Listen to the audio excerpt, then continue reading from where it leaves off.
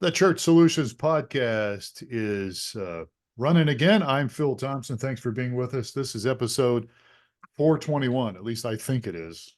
I lose track. We got so many episodes over the years. Even before we started to get on Apple, we have episodes. But anyhow, thanks for being with us today. We're glad that you are. And a couple things to do before we talk about our topic today with our guest, who you know very well. Steve Lacy's not with us today, but I do want to recommend that you sign up for our webinar coming up. We have a webinar, 12 tips to make your Easter service, streaming Easter service, successful.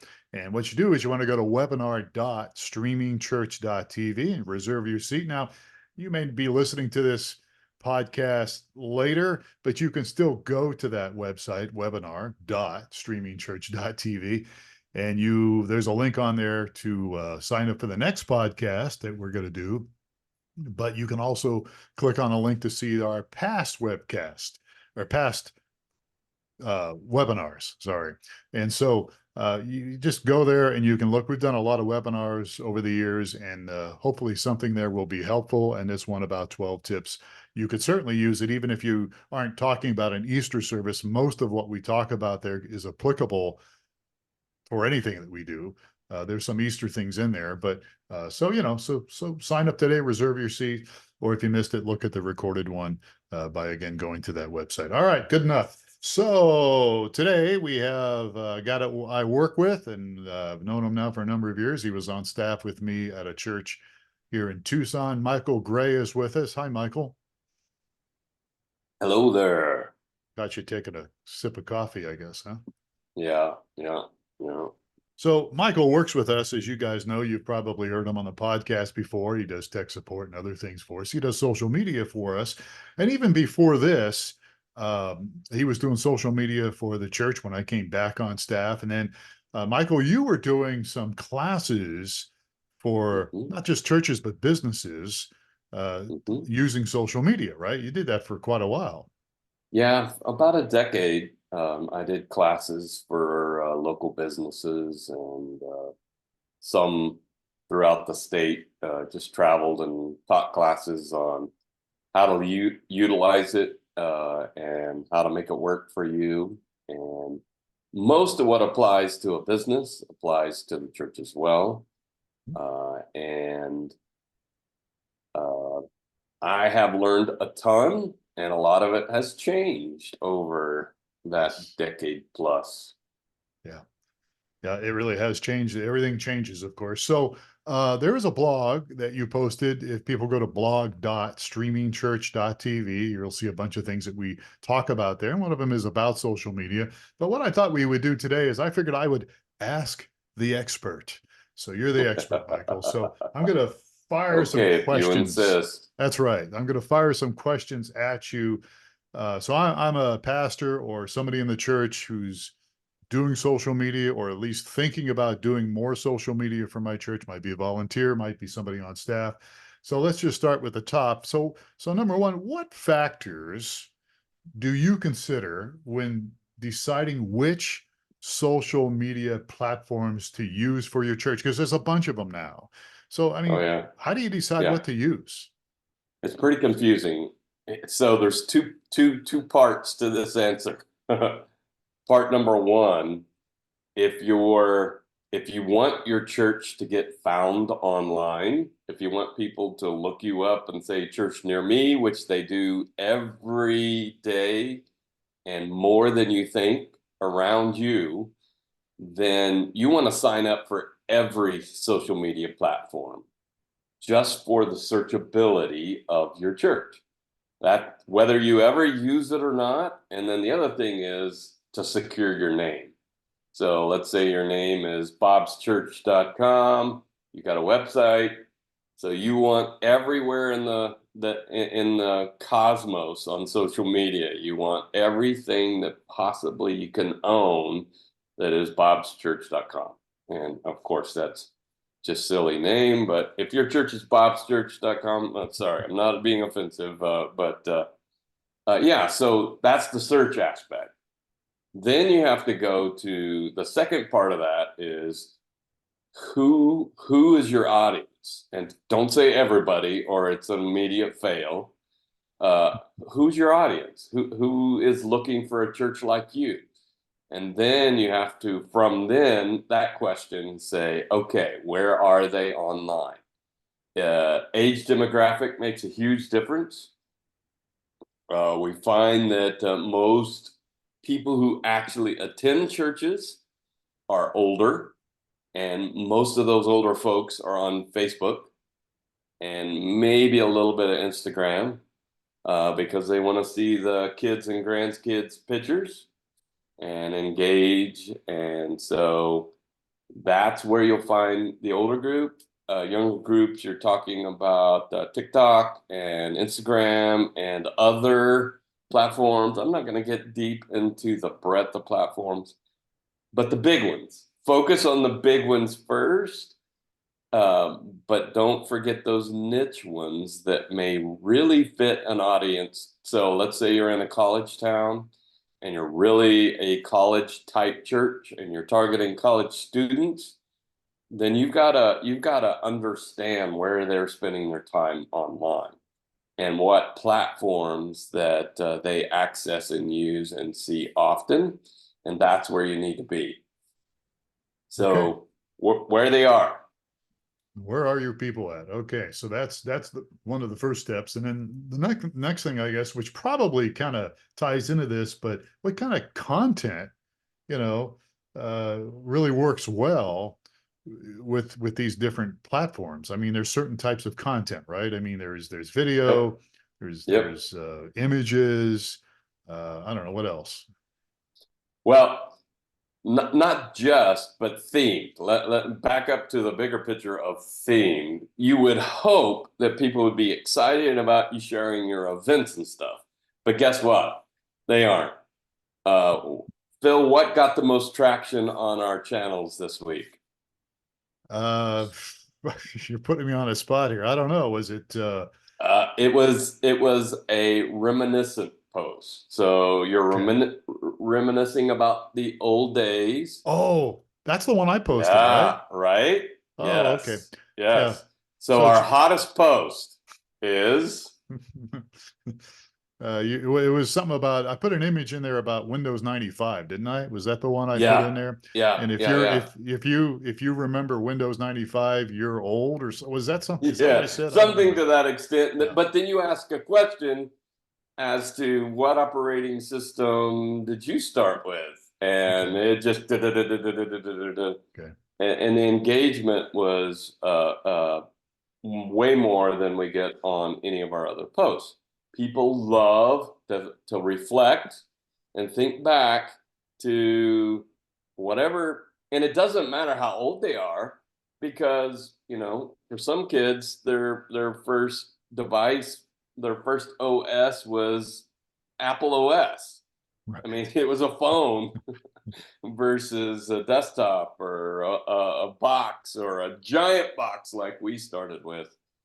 But not just that. So some of my best content, what did you learn to drive? What kind of a car did you learn to drive in? So and this is where we miss it in the church, because we're just firing off information that's outgoing information.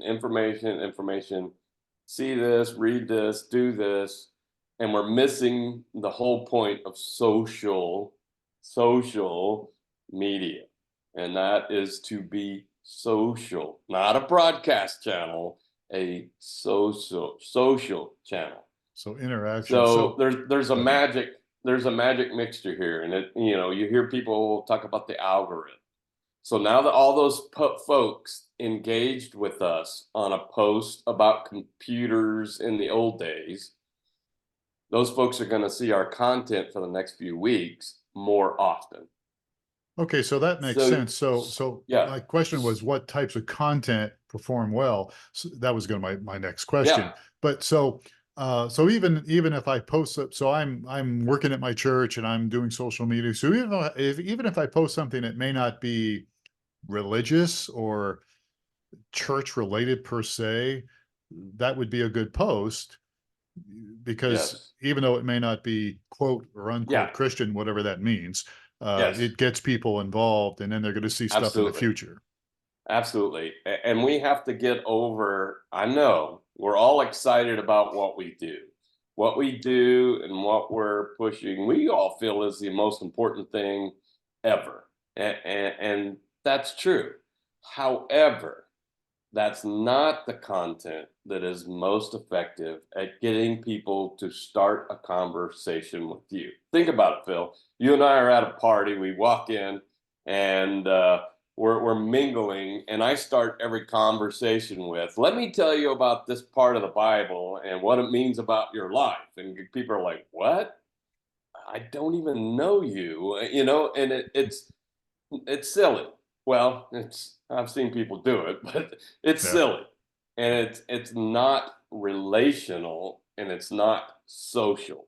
So we have to begin with, "Hey man, what do you do for a living?" People love to talk about themselves and they like to talk about the good old days. And so engage them in that conversation so you get later the opportunity to introduce what you're so passionate about, your faith, your church, your ministry, etc.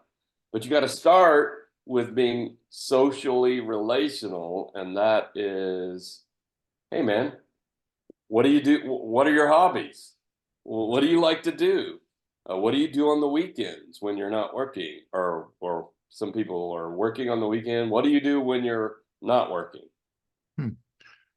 So that led into my next question. So we'll probably skip it. My next question was for you was going to be what's the most common mistakes that churches make with social media? So I think you already answered that. It's like you're just posting Yeah, events and information. yeah, yeah. Well, there's another one, Phil, and this is the big one with social media. Whenever I would begin working with a client who's a business or a nonprofit or a church, I would always begin with, "Don't quit when you think it's not working." So people who are successful on Facebook and Instagram and YouTube and you name it, in some cases, YouTube, for instance, it's a I know this is hard for people to hear, but it's a decade before you really begin to gain traction on YouTube, unless you find some weird, out of the ordinary viral thing that gets you attention. For most people, 5 to 10 years before your YouTube is ever going to get traction and take off. So don't quit, because it will eventually if you continue to plug ahead and learn what works and do more of what works and less of what doesn't work. So don't quit. Facebook, YouTube, Instagram. So many people got them all set up with all the tools, everything in the world. They went for 6 months and they bailed. "This isn't working." Well, You got to be committed to it. you got to be committed to it. And it's not like exchanging advertising dollars. It's not. Now, you can jump in and throw some money into the pot and escalate things by advertising, but just advertising your events isn't going to really get to you the kind of attention you really need. What you'd advertise is stuff that's relational and get people engaged and talking to you and liking your content, and then they're going to see more of your content, and then is your opportunity to expand out to, "Here's our big event coming up," and they may see it then. Hmm. Yeah, it is all about consistency and commitment. My wife and I got fat over the holidays, and so we decided to lose some weight. And for me, I'm successful counting calories, and so I have to be consistent in tracking my calories every day as best I can. I even Mm-hmm. record it in a Google spreadsheet. All And right.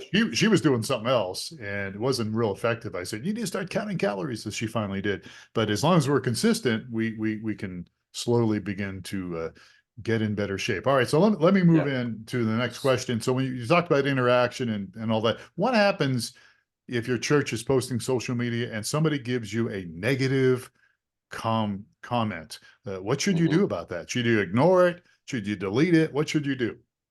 Yes. No, never delete it. Almost never delete it. Now, foul language and abusive, nasty things, report it and then hide it.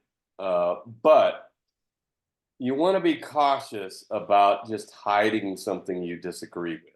And the same way with a review. If somebody does an online review for your church, your ministry, and they see something negative, consider this. In the context of social media channels, all activity gains you more followers. So even a negative review will put your content, more of your content, in front of more people. So you have to begin with separate yourself from the situation and never respond defensively. Never. Even as a business, I tell people, I don't care how right you are, never respond with, I'm right, you're wrong, and here's why. You lose. You immediately lost and the potential follow-up of, here's what you should do. Hey, I am sorry that you feel that way. Here's my email. Let's talk about this some more and dig deeper. And that's as a business and especially as a church. Let's you want to have a conversation? You're commenting on my stuff here. Yeah.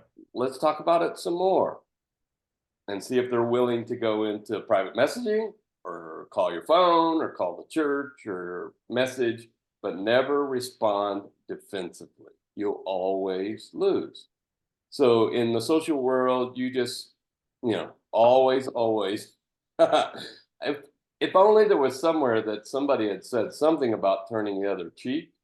It is incredibly important in the social realm to live that out. Yeah, that's a good point. So I mean, bottom line is even what's the old saying? Even bad publicity can be good publicity. Yep. I mean, if you get people at Yeah. least jumping in, Yeah. it does get some attention, and then you can handle it appropriately. All right, so a lot of platforms out there, lots of different social media platforms. Are there some tools that you can use to make this whole thing a little easier? Because if you're trying to post on 3 or 4 or 5 or 6 different platforms, I mean, that can be a little time consuming. Are there some tools out there that would make your life a little easier if you do this? Yes. Yes, there are. There are many. Uh, However, I want to start that with saying posting organically on the site that you're publishing to is always going to be best. Facebook is going to reward you for posting from Facebook versus using a tool. However, sometimes you need an aggregator tool to publish to everywhere at once to just be able to keep up with the pace of what you need to publish. And so there are a lot of tools out there. I think my favorite right now is still later.com, I believe it is. It's a scheduling tool, so you can schedule and put your content into all of the platforms and schedule it out for weeks at a time. There's a free version and which is pretty robust, and then a paid version where you can be posting. I do have clients that post a year out, believe it or not. So they have content, so they're doing the fun stuff off the fly, but they're posting long-term stuff about things that need to happen in certain times of the year. In January, they plan out a whole year. So the tools are available to you. If you look up social media posting tools online, you'll probably find 20 good ones, and find one that fits you. Do the free trials first. Don't spend money until you test drive it. Make sure it works for you and the channels that you care about most. So to clarify this, to identify, when you say organically, you're talking about like going right to that platform like Facebook Yes. and doing it Yes. yourself. But Yes. then there's these automated tools that you can do that will do it for you. Uh, Yes. and you can set that up. Okay, so something else just popped in my head here. I was going to ask you this earlier. When we talk about reviews, I have heard, mostly when you think about reviews, if I go to want to buy something somewhere, I might look at a review online for a business. Like, I don't know, what is it? There's Yelp, I guess, and there's some other ones out there. What about churches? Should churches have reviews online? Well, it depends on how well you treat people. Well, If you have a lot of angry ex-attenders, maybe not. But you can turn that feature on and off on Facebook, and there's other platforms that people do reviews on. But uh, but but don't worry again as much about a bad review as much as how you respond to it. If you respond in kindness and try to take the conversation offline and give them the opportunity. Honestly, so many businesses I worked with, and I think only one that I could remember had ever had somebody reach out via email to follow up. You just diffused the situation when you said, "Hey, I'm the owner, I'm the pastor. I'd like to talk to you some more about that. Here's my email."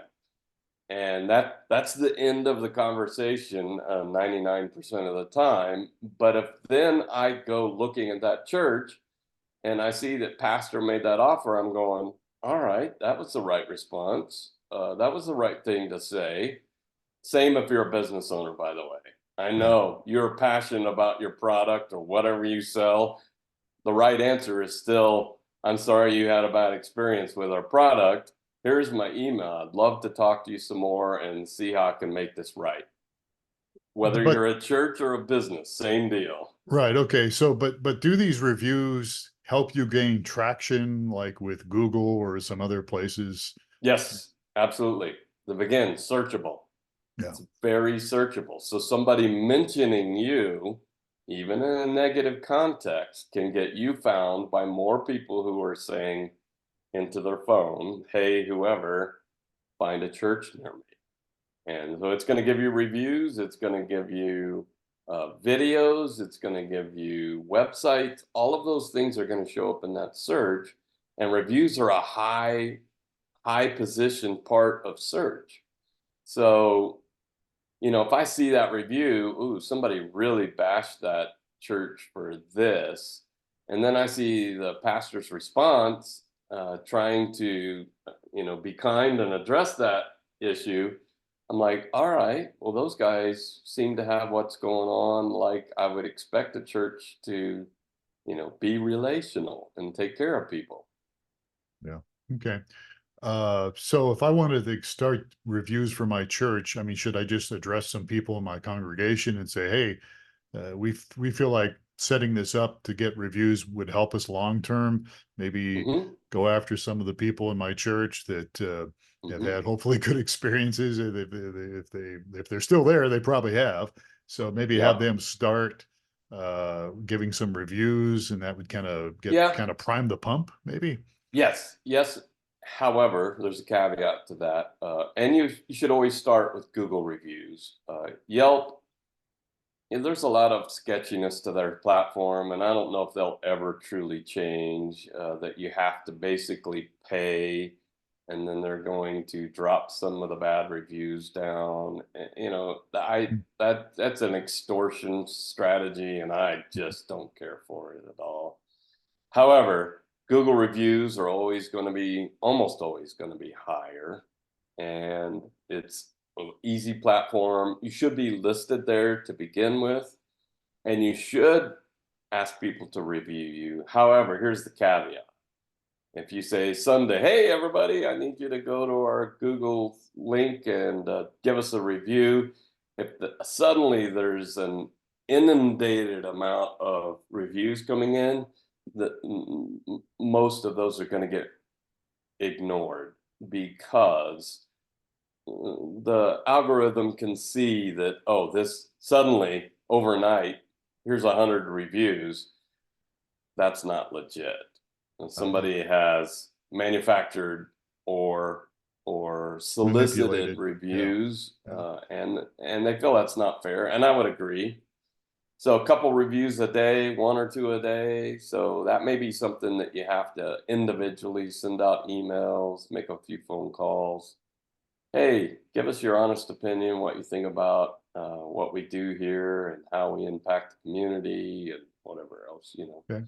Fair enough. Yeah, Fair enough. but which is legit because those are things you want to know as a church. I want to know, am I doing good? Is this community that I'm surrounded by, do they get cared for and loved?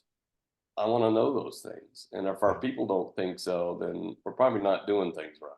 Yeah, that's true. Good point. Okay, well, let's wrap up here a couple things. So, what about the future here? So, what are the biggest trends right now? I know this will change in a year or two, probably, but what are the biggest trends in social media right now? Can you give me a couple? The trend is to more platforms. It More. seems like that's going to be never ending. And I think some of them are going to begin to fall off. But, we've seen a dramatic, through the pandemic and through the political turmoil of the world that we live in, we've seen a lot of craziness on social platforms. But it's easy to take your eye off the ball and get involved in some of that mess. I'm not saying you shouldn't be responsible and all of that kind of thing, but it's not a great strategy to get into that lane unless you're really, really, really, really good at what you do and know how to handle those situations. Stay in your lane of being a human relational organization. Be relational wherever you are, but take the time to know the lingo, language, and how the platform works. That's the downside with aggregating publishers. They publish the same thing everywhere. You can modify those, and I did when I used to use them, but you need to know the platform you're on and how it works. And make sure that above all things, you're being kind and relational. I just saw a post by Brady Shear from Pro Church Tools, and Hmm. he's a young man that he's got really some good stuff. In fact, we Oh kind of yeah, quote him. We quote absolutely, him in our webinar absolutely. coming up here. And Yep. I got on his case a few years ago because he was like, not everybody should be streaming, and I don't know where he's at on that. I mean, what his idea was made sense what he was saying, but then the pandemic came, and I think he had to reverse that as far as his ideas on streaming video. But he's got some really good stuff. And one of Yeah. the things he said was like Elevation Church, which is one of these mega churches. Right. He says they don't use the term, like for Easter coming up, resurrection. They don't use resurrection in their social media post. And the reason is they're trying to target people that are unchurched, and so they Hmm. try to stay away. So his whole point in this thing was, you want to know your target audience, and you want to use language that they can Hmm. understand and Hmm. relate to. And so Yeah. if you're using a Yeah. lot of what we call Christianese stuff, uh, Yes. Yes.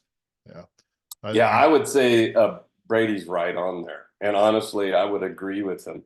Some churches shouldn't stream. okay.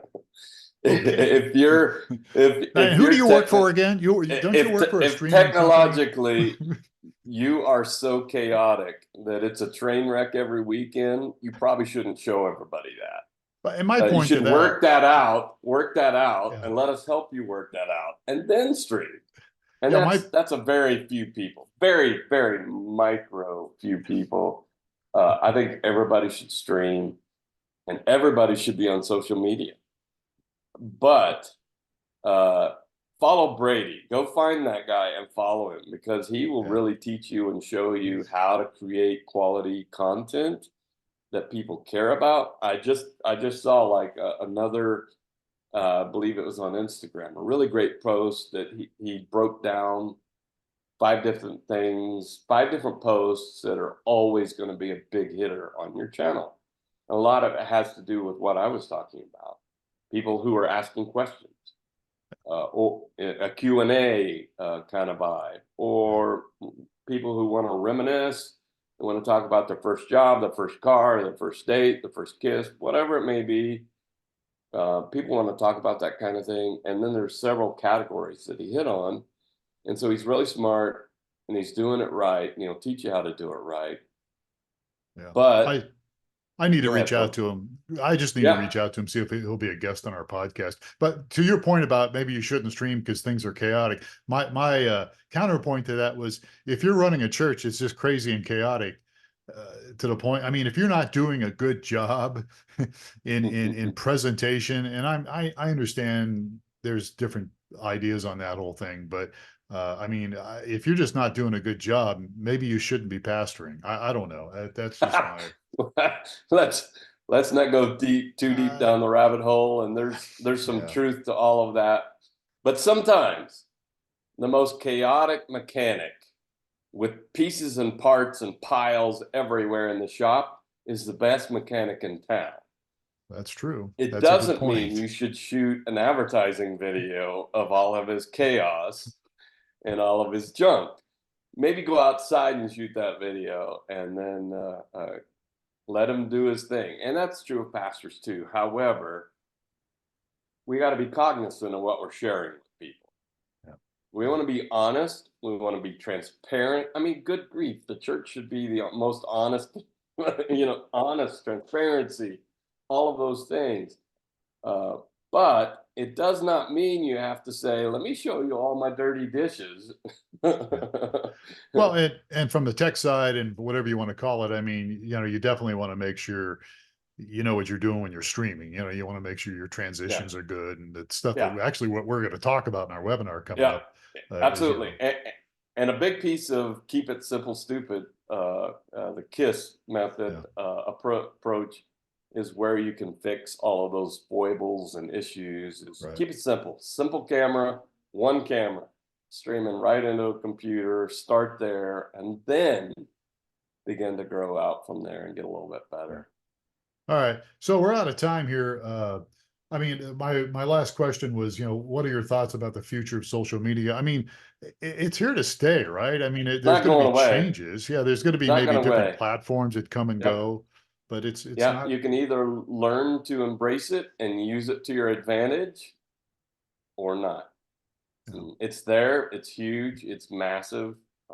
You can gain a lot of traction and really be attractive to people if you do it right or not. Yeah. Well, and it's where the people are, and it's where the younger Mhm. generation is for sure online. They're online, they're doing social media. Sure. So, as Yep. we always bang the drum here, Jesus went to where the people were. The apostles, Yep. the disciples always went to where the people were. And if it's 2024 right now and the people are on social media, that's where they're at. And Yep. as we said at the beginning, depends on the platform. All right, we're out of time. Thank you, Mr. Michael Gray. Always, man. Great pleasure.